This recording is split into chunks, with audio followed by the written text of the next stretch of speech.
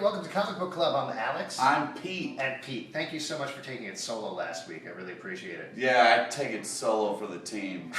Why would you say that? I don't know. All right. Okay, we're going to talk about 3 comic books today. We're going to talk about Supernatural, #1 from DC Comics, Animal Man, #2, Dos, if you will, if you speak Spanish, and Skull Kickers, number uno, or 11. Trace? Oh. Yeah, 11. Guys, I'm very excited about this, so let's kick this off talking about... Once is how you say 11. I don't know, I only learned French and Italian. Let's talk about Supernatural #1, which is actually one of the last titles from Brian Wood before he left DC Comics. He is reportedly going to be heading and doing something at Marvel, perhaps with Snicked guy. Ooh, I know who that is. Yeah, Punisher.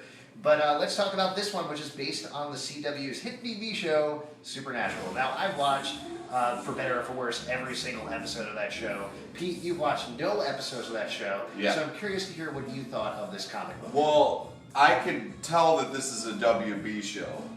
That doesn't exist anymore. It's a CW. Oh, sorry, CW. I'm not hip with That the stands kids. for Country White Bread. All right. I thought it stood for like annoying television, but Brian Wood's an amazing writer, and so I was excited about this, but I wasn't very happy. I feel like he does a lot of amazing stuff. This was just a little kind of face value, very cutesy. And in the beginning, I thought the guy was a little kid by the art, but then I realized it's just the art. It's a little weird because it doesn't quite connect to the TV show, and I'm not quite sure where it fits into the continuity. That I was excited about. It's very which accessible. I think is good for new readers if you are interested in it. It also feels very surreal and very dreamlike. I'm curious to see where he is going with this. And I'm not usually a fan of TV to comic adaptations. I'm not totally a fan of this yet, but it could pan out into something really interesting and really cool, particularly for people who have never seen the show before. Plus, I feel like, okay, Ghost, fine, but like a girl who will make out with you after you say 3 sentences to her? That's Supernatural. I'm not. Let's move on to talk about Animal Man #2. Now, this was one of our absolute favorite from DC's New 52 last month. Do you think it held up with the second issue? I like the second issue more than the first issue. Cartoon jaw drop. Eye pop.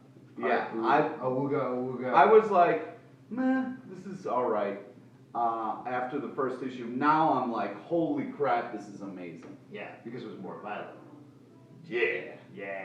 Well, that and it really kind of explained, because it was like solid story the first issue, and then it was like, what, tripped out shit? Yeah. So now this is like really kind of getting into it, and I love the little kid explaining it, really awesome. Yeah.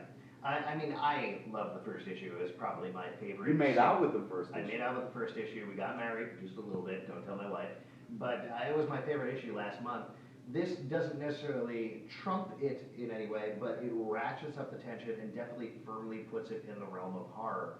There's some god-awful stuff that Travel Foreman draws in this issue that's awesome. I'm very excited to see where it goes with the characters, and this continues to be easily one of the best of DC's New 52.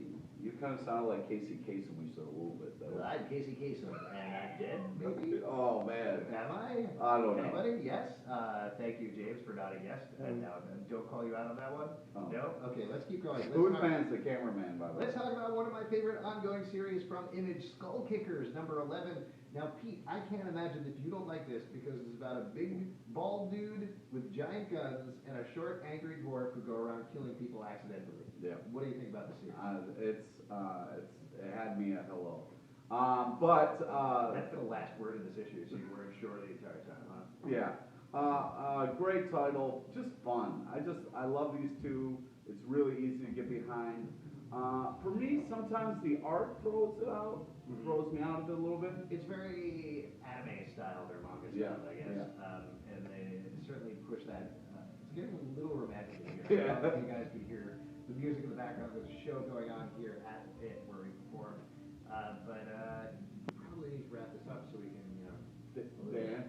So we can dance the night away. Make out with Animal Man #2. But Skull Kickers, awesome series. You really don't need to know anything. Pretty much every issue, there's an ongoing. Yeah, it's great. But very it's accessible. One of the funniest, most exciting, most action-filled comic books on the market.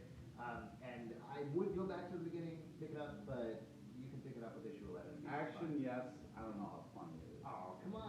effects, best sound effects. Yeah, you love the Best sound effects. since Incredible Hercules, easily. Yeah, Greg Pak owns sound effects, all right, they're trying, but not as good. Yeah, they're great. Guys, if you want to check out more about us, you can check out comicbookclublive.com where there's It's our information about website. our show. That's our actual website with podcasts. Pete, anything else you want to tell people? If you're ever in New York City on a Tuesday, we'd love to see you at our live show here at the People's Improv Theater. Show up, make Justin buy you a beer. Also, friend us on Facebook. You can hear about all the amazing shows that we do. Yeah, and the most awesome thing is I am never going to dance again. Like, hope you can do, guys.